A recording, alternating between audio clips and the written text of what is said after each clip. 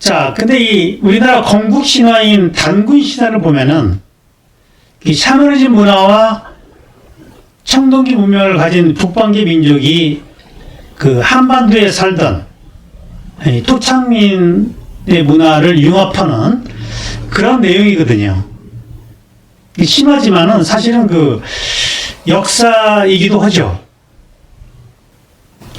이 단군 신화에 의하면은 하늘의 최고 시인인 환인이 환웅에게 천부인 세 개를 주면서 홍해 인간하라, 널리 세상을 이렇게 하라라는 그런 내용이 나오죠. 자, 여기서 천부인이 뭘까요? 천부인. 일반적으로 청동거울과 청동방울, 청동검을 가리키는 것으로 보고 있죠. 이 세 개이기 때문에 천부삼인이라고 그렇게 부르기도 하고요. 천부인. 이게 하늘의 뜻을 받은 왕권의 상징이죠. 이게 천손족의 일종의 징표예요, 징표. 천손족이라는 것은 자신들의 뿌리가 하늘에서 왔다는 거예요. 그 당시 그 토템족하고 좀 다르죠. 토템족은 자신들의 뿌리가 동물에서 왔다라고 보는 거고요. 약간 그 진화론적인 그런 생각을 가진 사람들이죠. 그 지신족이라고 불러요. 천신족은 자기들의 뿌리가 하늘에서 내려왔다고 보는 거예요. 그 숫자적으로 보면은 그 당시 한반도에는 예맥족이라는 토템 신앙을 가진 신석기 문명이 있었던 것 같고, 북쪽에서 소수의 그 청동기 문명을 가진 사람들이 내려와서 융합을 했다, 이렇게 보여지는 거죠. 그래서 그 당시는 저는 청동기가 아주 귀할 때잖아요. 소수의 지배자들만 소유했던 거기 때문에 저게 이제 어떤 실용적인 용도가 아니라 하늘의 제사를 지내는 그런 샤먼들이 썼던 무구다라고 보여지는 거죠. 이 청동 거울을 보면은요, 저기 거울 뒷면이잖아요. 단유세명경이라고 가장 정교하게 그려진 거울인데, 저걸 보면은 불가사의할 정도로 정밀하게 동심원과 기하학적 선들이 그려져 있어요. 그래서 청동기 시대의 나누기술이라고 불릴 만큼 정교한데, 저걸 뭐 실용적인 용도로 만들려고 저렇게 정성껏 하지는 않았겠죠. 이게 이제 브리아트 국립민속박물관에 있는 사진인데, 이게 이제 청동 거울이거든요. 확대해서 보면 이렇게 되어 있는데, 이 목에 이렇게 거는 거라고요, 무당들이. 단면은 매끄럽게 이렇게 광을 내고 뒷면에다가 정교한 문양을 새겼는데, 이게 이제 하늘의 신령을 비추는 도구로서 태양을 상징하는 거죠. 태양. 거울이 이제 빛을 반사하기 때문에 그 당시에는 엄청 신비로운 거죠. 이게 석기 시대에 돌만 쓰다가 빛을 이렇게 반사하니까 굉장히 신비롭잖아요. 그래서 하늘과 인간을 잇는 이 샤먼의 신성한 의뢰에 사용됐다는 거죠. 그 다음에 이 청동방울. 이 청동방울도 보면은 제사의 의식에 사용되는 신성한 유물이라는 거죠. 지금도 무당들이 이 방울을 쓰잖아요. 그죠? 이 흔들면은 이 소리가 나게 되어 있는데, 이 소리를 통해서 신을 부르는 거죠. 이 신이라는 거는요, 보이는 것의 원인이고 파동으로 존재해요. 음입니다. 이 음을 통해서 신을 부르는 거라고요. 이렇게 8개의 방울로 이루어진 거를 이제 팔주령이라고 그러는데요. 팔주령. 또 뭐 아령처럼 2개가 된 것도 있어요. 그걸 쌍두령이라고 그러고. 이 신을 부르는 도구다, 이게. 역시 그 무당과 관련된, 샤먼과 관련된 무구라는 거죠. 무구. 그 다음에 이 청동검. 이 청동검을 보면은 왼쪽에 있는 것이 중국에서 나오는 청동검이고요. 오른쪽에 있는 것이 우리나라에서 나오는 청동검이에요.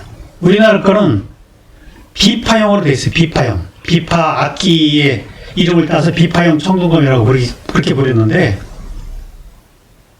우리나라 거의 특징은 손잡이가 분리돼요.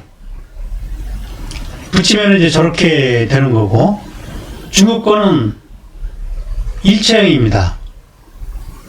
그리고 비파형이 아니라 이제 직선으로 저렇게 날카롭게 돼 있죠.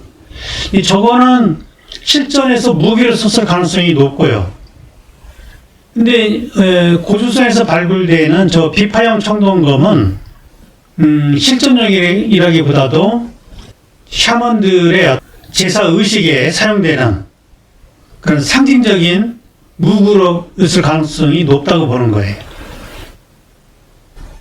저게 이제 초창기의 검이고요. 나중에는 저게 좀 이제 반듯해지면서 세형, 철기 시대로 가면 이제 세형으로 이제 바뀌게 되는 거죠. 그때는 이제 어떤 실용적인 용도로 많이 썼겠지만, 저렇게 초기 청동기에 나오는 비파형 동검은 저 샤먼들의 무구였다. 천부인이라는 것이 굉장히 중요한 개념이에요. 천부인. 이것이 상징하는 메시지라는 것은 하늘의 지혜와 홍익인간의 정신으로 그 세상을 다스리라는 천손족의 이데올로기가 여기에 담겨 있는 거래요. 천부 3인에는.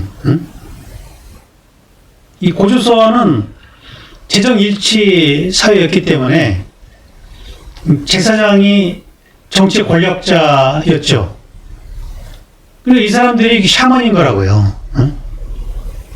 그러니까 이 홍익인간이라는 말 자체가, 널리 인간을 이렇게 한다는 이 말 자체가 무교의 정치 철학이다, 이렇게 말할 수 있다는 거예요. 이 홍익인간을 처음으로 주창한 사람은 단군이 아니라 환웅입니다. 환웅이 내려올 때 그 이념을 가지고 내려온 거예요.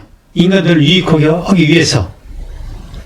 청동 무기로 히사키인들을 지배하고 이런 것이 아니라 유익을 주기 위해서 왔다는 얘기.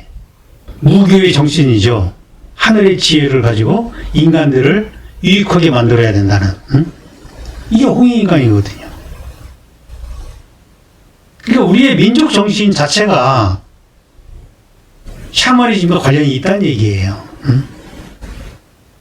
자, 신화 얘기 좀 더 해볼게요.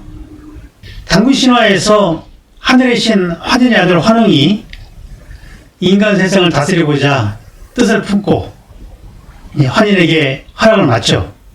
그래서 이제 천부인 세계를 가지고 무리 3,000명을 데리고 태백산 신단수 아래에 내려오죠. 그래서 그곳이 신시라고 부르고, 통백, 무사, 운사를 거느리고 이 세상을 다스리게 되는 거죠. 이 사람들이 아주 고위 공직자들이라고 볼 수 있고, 이 사람들에 의해 가지고 어떤 새로운 청동기 문명이 한반도에 전래가 됐다, 이렇게 볼 수 있는 거죠. 근데 여기서 태백산 신단수로 내려왔다고 그러는데, 이 신단수가 뭐냐? 신단수. 그리고 나무 하나 있죠? 원래 이 신단수라는 거는 하늘과 땅을 잇는 신성한 나무예요. 이 시베리아 샤머니즘에서는 이거를 세계수 또는 우주목, 신목 이렇게 부르기도 해요.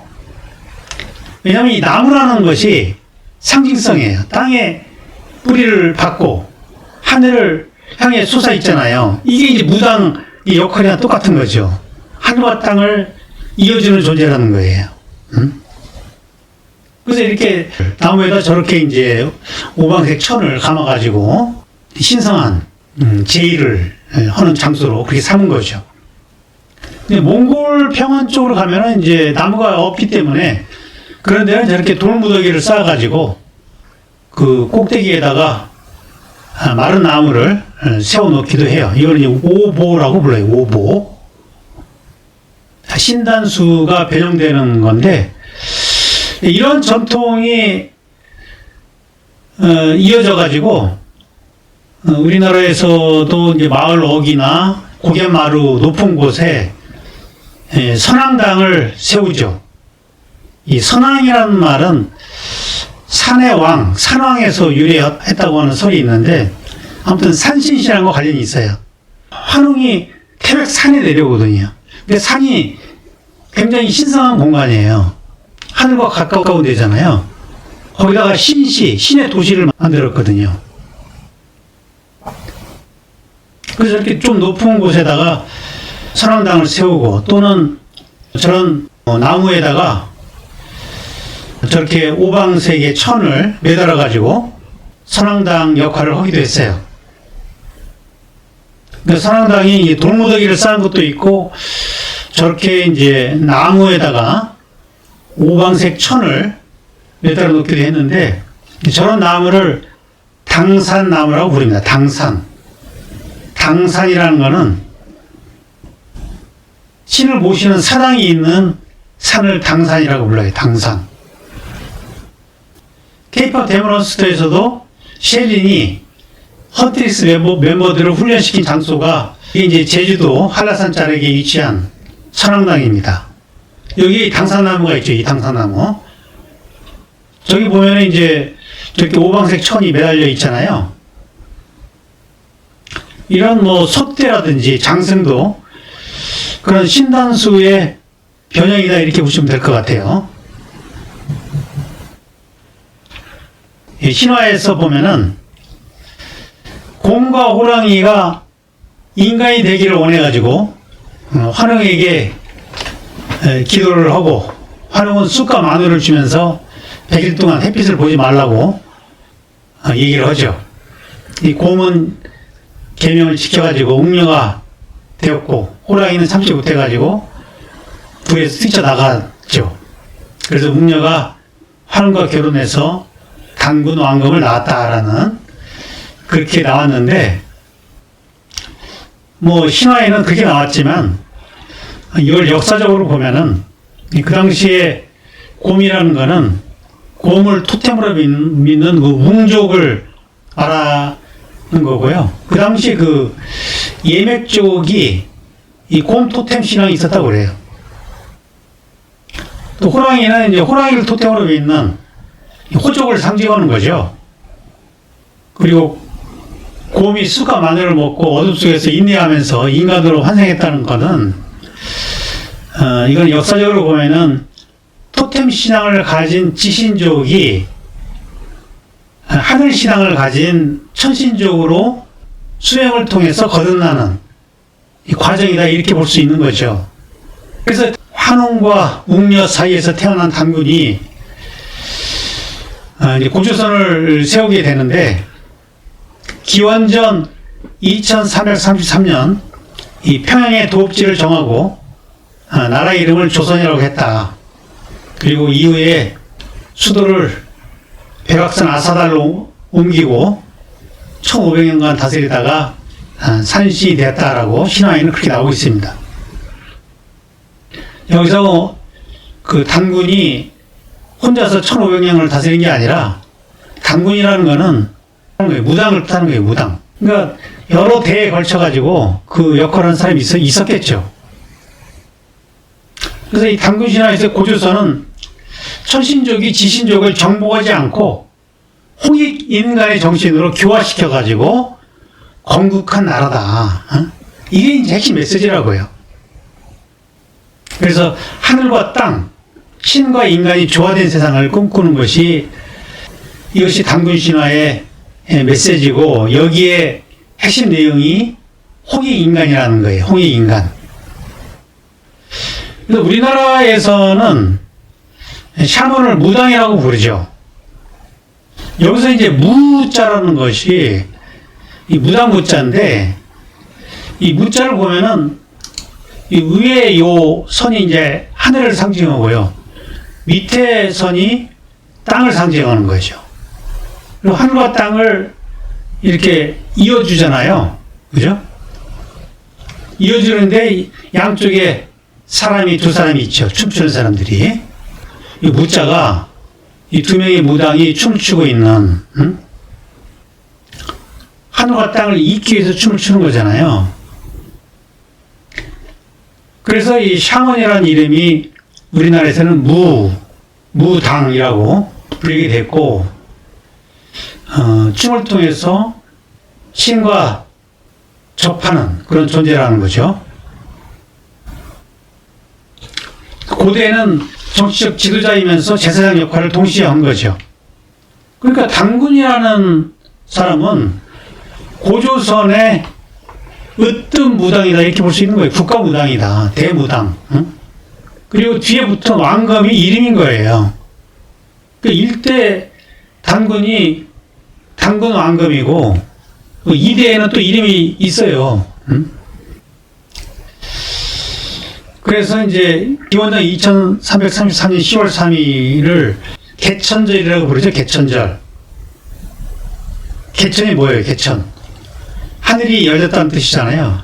하늘이 열린 날이다. 하늘에서 환웅이 내려온 날이다. 그래서 단군 왕검이 고조선을 건국하고 강화도 만이산에 참성단을 짓고 하늘의 제사를 지냈다라는 기록이 있는데, 지금도 이 참성단에서 매년 10월 3일에 단군 제례를 올립니다. 우리 민족한테는 아주 뜻깊은 아주 그 상고시대의 그런 전설적인 내용이 유적으로 남아있는 데가 이 강화도인데, 강화도에 가면은 고인들도 많이 있고요. 저 참상단이 있어서 그 당시 고조선 시대의 그런 유물들을 볼 수 있는 그런 지역입니다. 여기 한번 갔다 오셨어요? 밑에서 차를 주차하고 한 1시간 정도 올라갔던 것 같아요. 올라가는데 1시간 정도 계단을 걸어서 올라가야 저기 올라갈 수 있습니다. 이건 백남준의 작품이잖아요. 1988년도 서울올림픽 때 국립현대미술관 과천관에 백남준이 거대한 비디오 타워를 설치했는데, 저 비디오 수가 1000세개로 만들었어요. 1000세개. 개천절인 10월 3일을 상징하는 거죠.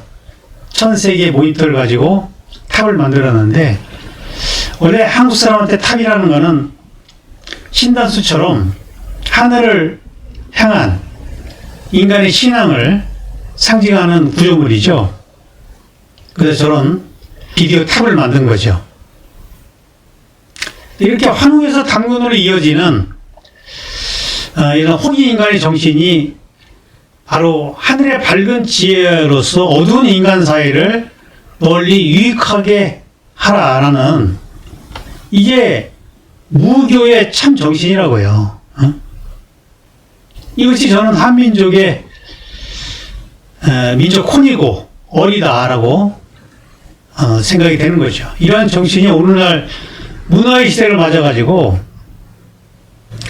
대립과 전쟁으로 얼룩진 인류의 아픔을 치유하고 갈등을 화해시키면서 지구촌을 하나의 신명나는 공동체로 변화시키는 것이 한민족의 사명이 아닌가.